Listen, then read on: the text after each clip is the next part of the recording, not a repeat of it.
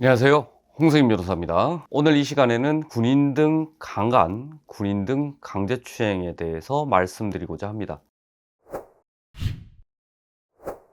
실제 제 사례지만 각색을 해서 말씀을 드리겠습니다. 군인 성범죄에 대해서는 최근에도 강조가 많이 되고 있지만 그럼에도 불구하고 계속해서 고소, 신고 등이 끊이지 않게 발생을 하고 있습니다. 물론 진실된 피해자가 있을 수도 있지만 그에 반해서 실제 합의하에 성관계를 맺었거나 또는 합의하에 신체 접촉이 있는 경우라 하더라도 신고인이 무고의 의사를 가지고 허위 신고한 일도 상당히 많습니다. 그래서 오늘 말씀드리고자 하는 내용은 군인 등 중간간, 군인 등 강제추행 등으로 해서 고소를 받았는데 군인이 불송치 또는 무혐의 처분을 받게 된 사례에 대해서 말씀을 드리고자 합니다. 제 의뢰인은 군인이었고 그 후임도 역시 마찬가지로 여군 후임이었습니다. 상세한 계급에 대해서는 말씀드리지 않겠습니다. 두 사람은 서로 호감이 있었습니다. 이거는 의뢰인의 주장이죠. 호감이 있는 가운데서 같이 술도 먹고 노래방도 갔다가 함께 이동을 해서 모텔까지 가서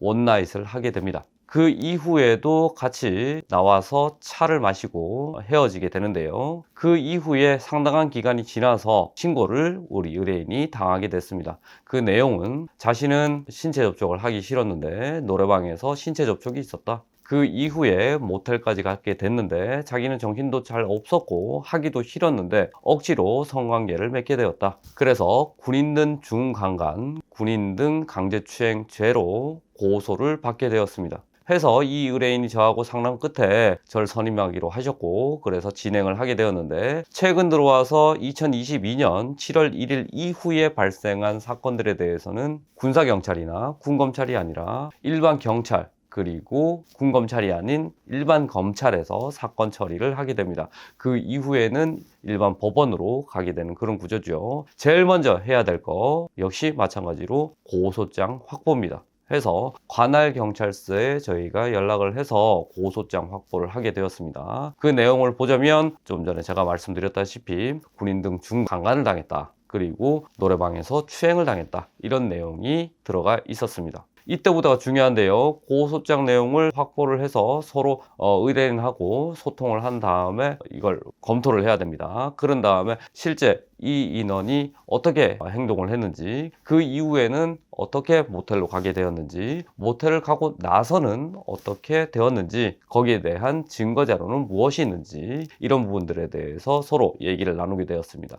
이미 한 달이 지난 상황이기 때문에 CCTV 등은 확보할 수가 없었고요. 그래서 그 이후에 그 노래방, 모텔 오고 가면서 어떤 결제 내역이 있는지, 나는 어떤 카드를 썼고 상대방이 어떤 결제를 했는지, 예를 들어서 노래방 결제는 누가 했는지, 택시비 결제는 누가 했는지, 모텔 결제는 누가 했는지, 그 다음 날에 같이 식사를 했다면 식사 결제 내역은 누가 결제를 했는지, 그리고 카페에 갔었다면 그 카페에선 누가 결제를 했는지, 그런 내용들을 다 객관적인 증거 자료로 수집하게 되었습니다.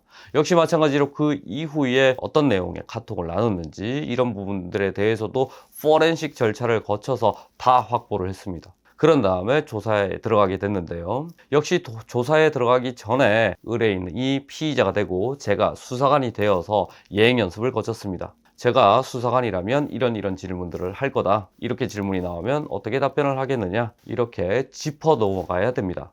그래야지 당일에 조사 과정에 있어서도 당하지 않고 진술을 할 수 있기 때문입니다. 조사 당일에는 함께 만나가지고 조사관하고 대면 하에서 조사가 진행되게 되는데요. 저 같은 경우에는 계속해서 동석을 하고 있습니다. 그리고 메모도 하죠. 중간에 안 되는 내용이 있다. 그리고 진술을 잘 못하는 부분. 사람이라는 게 다 긴장하기 마련이기 때문에 긴장하면 말이 헛나오는 경우도 있습니다. 그래서 이런 부분들에 대해서도 주의를 줬었고 중간중간마다 쉬는 타임을 가지면서 서로 소통 끝에 진술을 끝마치게 되었습니다. 진술 끝마친 다음에도 조서를 같이 확인을 하고 잘못된 부분이 있는지, 내 진위 의사하고 다르게 표현한 부분이 있는지 이런 부분들에 대해서는 수정을 해서 최종적으로 피의자 조서를 마치게 됩니다. 그 이후에 만약에 고소장 내용하고 추가된 어떤 내용이 있다라고 하면 거기에 대해서도 대응을 해야 되는데요. 역시 마찬가지로 조사 과정에서 진술을 잘하는 것도 중요하지만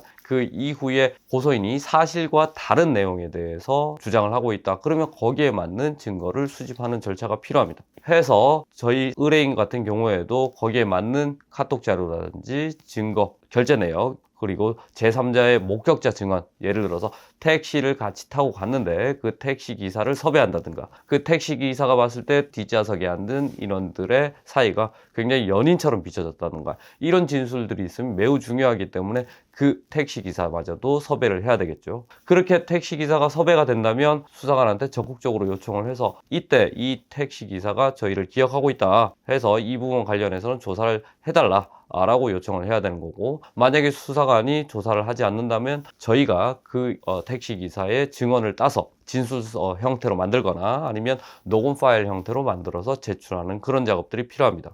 역시 변호인 의견서를 작성할 때 그 내용을 넣고 법리적인 부분마저도 대법원 판례에 기초했을 때 이런 사례가 있다라고 다 집어넣어야 되며, 그 이후에 첨부 자료로는 객관적인 증거 자료라든가 녹취록, 카카오톡 파일 이런 것들을 다 현출시켜서 수사관한테 제출을 해야 되는 겁니다. 그 이후에 수사관이 거짓말 탐지기 조사를 받을 거냐라고 물어보는 경우도 있는데요. 거짓말 탐지기 조사에 대해서는 저 같은 경우에는 증거 능력도 없고 과학적으로 피의자한테 불리한 수사 기법이기 때문에 저는 권해드리지 않는 편입니다. 이렇게 해서 거짓말 탐지기 조사에 대해서는 그렇게 부인을 하고 변호인 의견서를 제출한 이후에 수사관이 또 부르는 경우가 있습니다. 그러면 어떤 부분이 맞지 않는데 이런 부분들은 어떻게 된 거냐?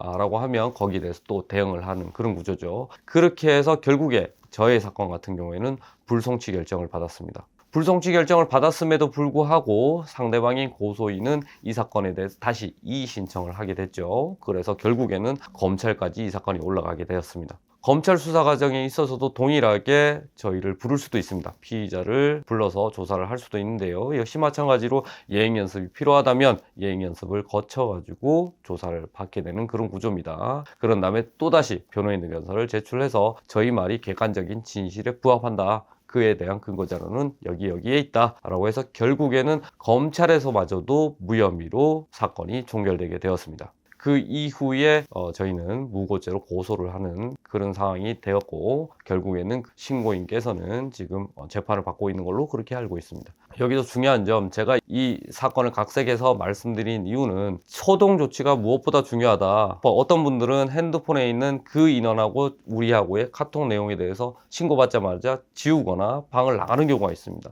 그러면 안 됩니다. 만약에 내가 너무 억울하다, 이 부분에 대해서 적극적으로 다투고 싶다 라고 했을 때는 모든 증거 자료들은 그대로 두셔야 됩니다. 향후에 변호사하고 상의하에 이런 것들을 제출할지 말지 여부를 결정해도 늦지 않습니다. 당황해서 카톡을 지우시거나 아니면 카톡방을 나가는 경우는 없기를 바랍니다. 카톡 내용에 있어서도 삭제를 하면 포렌식 절차를 거쳐서 복원되는 경우가 있습니다. 다만 카톡방을 나가게 되면 복원하기가 쉽지 않다는 점을 명심하셔야 됩니다. 카톡 내용이라든지 둘이 같이 찍은 사진이라든지 그리고 객관적인 카드 내역 같은 경우에는 상당히 중요하니까 그런 근거 자료는 항상 보관해야 된다는 점을 유념하시기 바랍니다. 추가적으로 신고 동기도 매우 중요한데요. 예를 들어서 그 인원이 왜 나를 신고했겠느냐, 왜 허위의 사실로 날 무고했겠느냐 라는 질문은 항상 받기 마련입니다. 그래서 그 부분에 있어서도 준비를 하시는 게 좋습니다. 예를 들어서 그 이후에 잘 지내왔는데 내가 소원하게 됐다,